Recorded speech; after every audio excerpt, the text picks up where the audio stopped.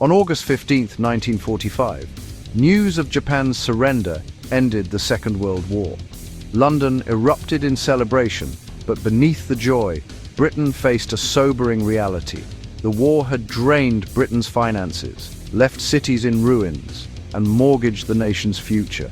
The Labour government, led by Clement Attlee, now had to rebuild the country and provide for its people. Maintaining the empire was no longer affordable. The colonies, once sources of wealth, had become a financial burden.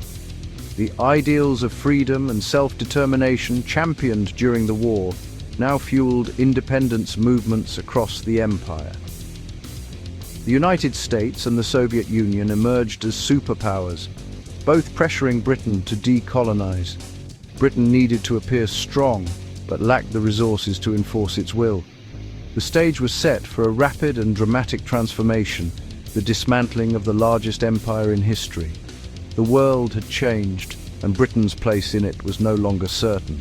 The coming years would see the empire unravel at unprecedented speed. The age of empire was ending, and a new era was about to begin. India, the jewel in the crown of the British Empire, was at the heart of the decolonisation story. By 1947, the demand for independence, led by Gandhi and Nehru, was unstoppable. Britain, exhausted and unable to hold India by force, decided to leave. Lord Mountbatten was tasked with transferring power, but deep divisions between Hindus and Muslims made unity impossible. The subcontinent was partitioned into India and Pakistan, with hastily drawn borders. The result? Chaos and violence. 15 million people fled their homes. Up to 2 million died. The hurried exit from India was a brutal lesson in the dangers of decolonisation. The legacy of partition still shapes South Asia today. Britain's imperial retreat had begun with bloodshed and tragedy. The empire's unravelling would not be easy or peaceful. After World War I, Britain governed Palestine under a League of Nations mandate, caught between Jewish and Arab aspirations. Conflicting promises and rising tensions led to violence, especially as Jewish immigration increased before and after the Holocaust. By the late 1940s, Palestine was a battleground, and Britain, drained by war, could no longer maintain control. In 1947, Britain handed the problem to the United Nations, which proposed partition. This proposal was rejected.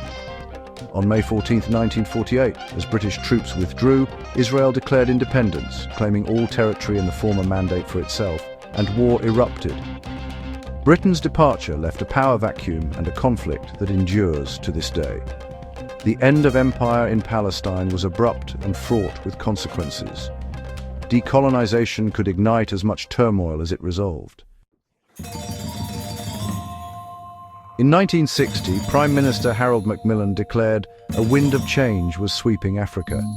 Independence movements surged across the continent, some peaceful, others violent. Ghana led the way in 1957, followed by Nigeria and Caribbean nations through negotiation and gradual transition. In Kenya, the Mau Mau uprising brought brutal conflict and exposed the limits of British rule. Rhodesia's white minority government declared independence in 1965, sparking years of war before Zimbabwe emerged in 1980. The end of empire in Africa was often turbulent, shaped by resistance and struggle. Some transitions were negotiated, others were forced by bloodshed. The legacy of colonialism would haunt the continent for decades. The wind of change was sometimes a hurricane. Africa's story was one of both hope and hardship. In Asia, decolonisation brought both conflict and humiliation for Britain. In Malaya, a communist insurgency erupted after World War II. Britain fought a long guerrilla war, combining military action with promises of independence. The strategy worked. Malaya gained independence in 1957, defeating the insurgency. In Egypt, the Suez Canal crisis of 1956 exposed Britain's declining power. When Egypt's Nasser nationalized the canal, Britain, France, and Israel invaded, but international backlash, especially from the US, forced a humiliating withdrawal. Suez shattered Britain's image as a global power. The crisis accelerated the empire's decline and proved Britain could no longer act without American approval. In Asia and the Middle East, the end of empire was marked by both military struggle and diplomatic defeat. The world order had changed and Britain had to adapt. The empire's days were numbered. Decolonisation was now unstoppable. The sun was setting on British imperial ambitions. As the empire faded abroad, its legacy transformed Britain at home. Post-war labour shortages led Britain to invite workers from the Commonwealth. The arrival of the Empire Windrush in 1948 marked the beginning of mass migration from the Caribbean, India and beyond. These new arrivals faced discrimination and hardship, but they persevered, building communities and enriching British culture. The Windrush generation helped rebuild Britain and shaped its modern identity. Their contribution to public services, especially the NHS, was immense. Despite prejudice, they laid the foundations of today's multicultural society. The journey from empire to Commonwealth was not just about independence, but about transformation at home.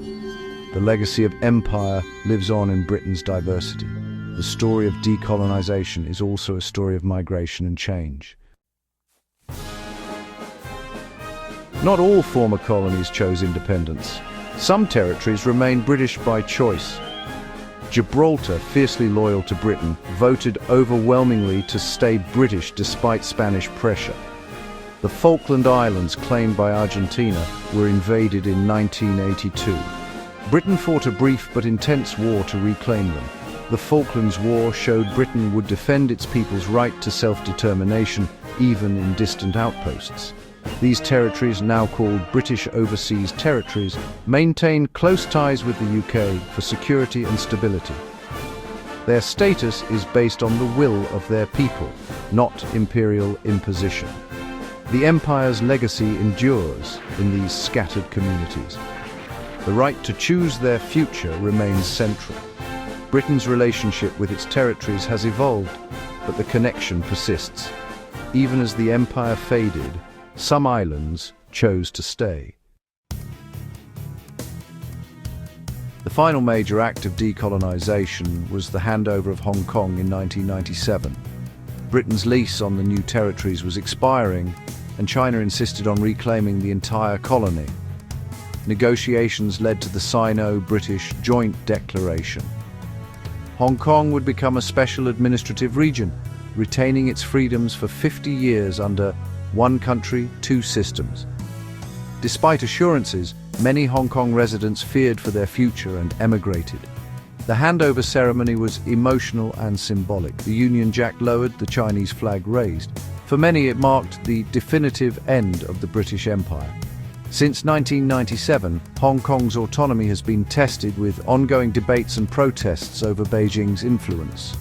The city's fate remains a powerful symbol of the complexities of decolonisation.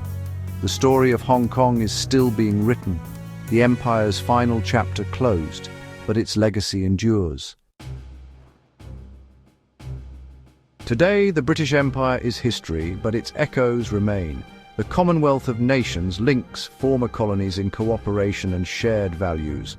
14 British overseas territories, from Gibraltar to the Falklands, maintain formal ties with the UK.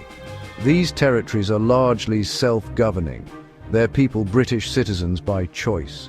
The relationship is based on mutual consent and self-determination, not conquest. The UK supports their right to remain British or to choose independence. These territories are living links to the imperial past, each with its own story.